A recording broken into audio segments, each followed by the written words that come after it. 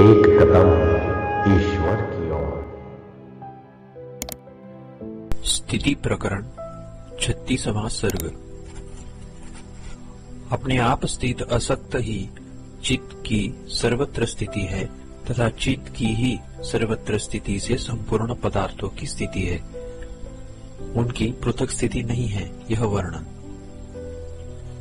श्री रामचंद्र जी ने कहा, हे ब्रह्मन, विश्वातीत इस चिदात्मा में यह इस प्रकार विश्व, जिसका कि पहले वर्णन कर चुके हैं, जैसे स्थित है, उसे ज्ञान वृद्धि के लिए पुनः मुझसे कहिए। श्री वशिष्ठ जी ने कहा, हे श्री रामचंद्र जी, जैसे होने वाली अनभिव्यक्त तरंगे जल में अभिन्न रूप से स्थित है, भिन्न रूप से उनकी सत्ता नहीं है, वैसे ही चित्तत्व में ये सृष्टियां सद्रूप आत्मा से पृथक रूप से स्थित नहीं है, क्योंकि उनकी स्वतः सत्ता नहीं है, उसकी सत्ता से ही स्थित है। जैसे सर्वव्यापक आकाश आदि भी सूक्ष्म होने के कारण दृष्टिगोचर नहीं होता, वैसे ही निरवयव शुद्ध चेतन सर्वव्यापक होने पर भी नहीं दिखाई देता। जैसे मणि के अंदर प्रतिबिंब भली भांति स्थित सा चारों ओर प्रतीत होता है, वह न तो सत्य है और न असत्य है, वैसे ही आत्मा में यह सृष्टि है।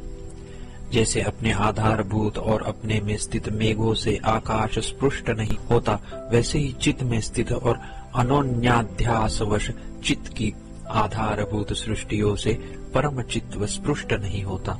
हे श्री रामचंद्र जी, जैसे जल में संयुक्त किरण स्पष्ट नहीं दिखाई देती, प्रतिबिंब रूप से तो स्पष्ट दिखाई देती है, वैसे ही पर्युष्टक रूप देहों में ही चिति दिखाई देती है, घटादि में नहीं दिखाई देती।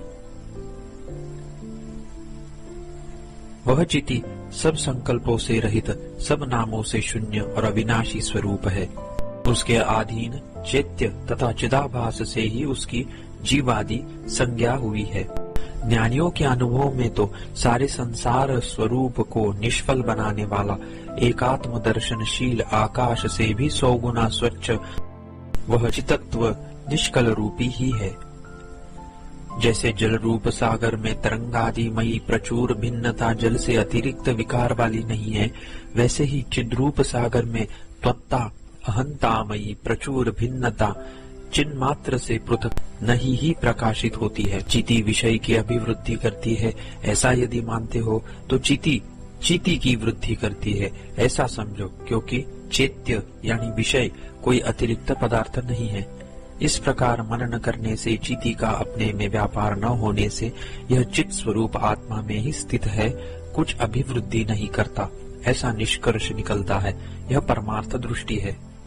जो अज्ञानी होता हुआ भी अपने को ज्ञानी समझता है, उसी की दृष्टि से सृष्टियों में चित्त से अतिरिक्त प्राप्त हुआ था और है, ऐसी कल्पना है। अज्ञानियों में यह चिति असत स्वभाव भीषण जन्म मरण रूप संसार परंपराओं को अपने गर्भ में धारण करने वाली है। ज्ञानियों की दृष्टि में तो सबकी एक आत्मा होकर प्रकाश रूप ही है। उस चित्तत्व का दूसरा नाम अनुभूति है। उक्त अनुभूति से ही वह सूर्य चंद्रादि को प्रकाशित करता है।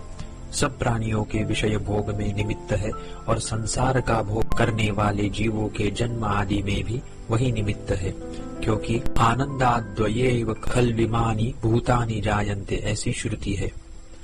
उक्त चित्तत्व न तो नाश को प्राप्त होता है, न उदित होता है, न उत्थान को प्राप्त होता है, न स्थित होता है, न आता है, न जाता है, न यहाँ पर है और न यहाँ पर नहीं है, किंतु सर्वत्र एक रूप से स्थित है। यह निर्मल चिति स्वयं अपने स्वरूप में स्थित है। हे श्री रामचंद्र जी, इस प्रकार जगत नामक प्रपंच से विवर्त रूप में स्थित है।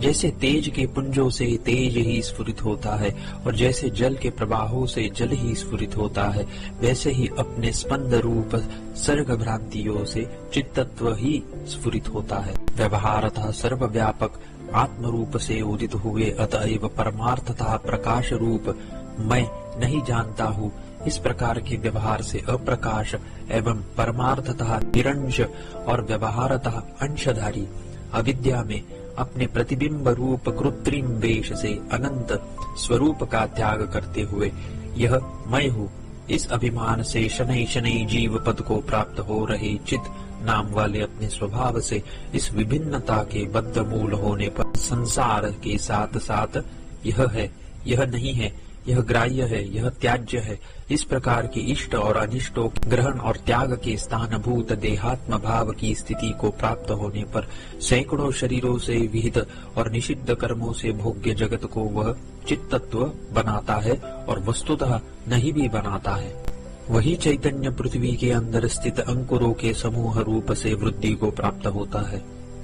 यदि आकाश संपूर्ण मूर्त पदार्थों के अविरोधी छिद्र को न दे तो निरवकाश होकर अंकुर बाहर न निकले, इसीलिए आकाश रूप से वह छिद्र देता है। स्पंदात्मक वायु रूप से वह उसका आकर्षण करता है जिससे अंकुर बाहर निकलता है। जल रूप होकर रस रूप से अंकुर को स्नेह युक्त करता है। दृढ़ पृथ्वी रूप से अपनी दृढ़ता को लेकर वह अंकुर से ऊपर अनुग्रह करता है। तेज रूप से अपना रूप देकर अंकुर को प्रकट करता है। इसी प्रकार सकल जगत रूप से वह तत्त कार्यों का स्थिति और अविद्या द्वारा अनुग्राहक है। हेमंतादि काल रूप से भी वह जव आदि के अंकुरों के विरोधी दोषों की उत्पत्ति को रोकने और फल के अंकुरों की उत्पत्ति के अनुकूल होने से उनका अनुग्राहक है। पुष्पों में धीरे धीरे केसर का संचय कर चित्तत्व ही गंधता को प्राप्त होता है।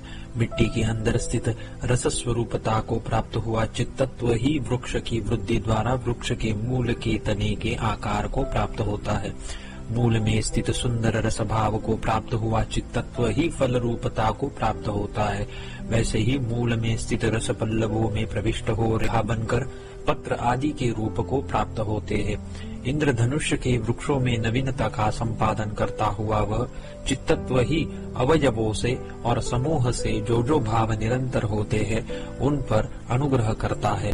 फूल और पल्लवों की राशियां वसंत को प्राप्त होती है, यानी वसंत बनकर चित्तत्व ही फूल पल्लव आदि की राशियों को उत्पन्न करता है।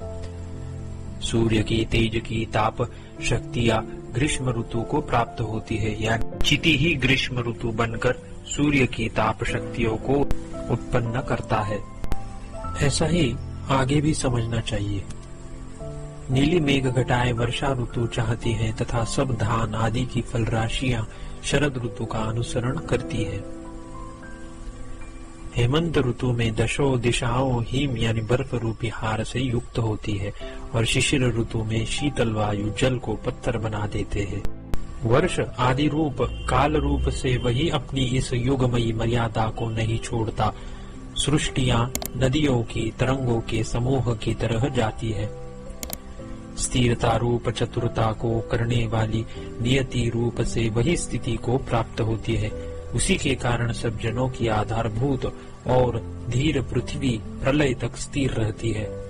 14 भुवनों के अंदर 14 प्रकार के प्राणी जिनके विविध प्रकार के आचार व्यवहार है और विविध रचनाएं हैं, पुनः पुनः लीन होते हैं और पुनः पुनः उत्पन्न होते हैं। तत्ज्ञान से प्राणियों की जन्म मरण प्रवाह परंपरा ऐसे दूर होती है जैसे कि जल के बिना बुदबुद। पूर्व जन्म की संकल्पों की वासनाओं के कारण उत्पन्न हुई विविध प्रकार की अभिलाषा वाली अतएव मुग्ध, इसीलिए काल से विवश करोड़ों ब्रह्मांड रूप और उनके अंतर्गत प्राणी रूप बेचारी जनता उन्मत्त के समान इस लोक में जन्मों द्वारा आती है, परलोक में जाती है। स्थावर आदि अनेक जन्मों द्वारा यहाँ पर चारों ओर रहती है।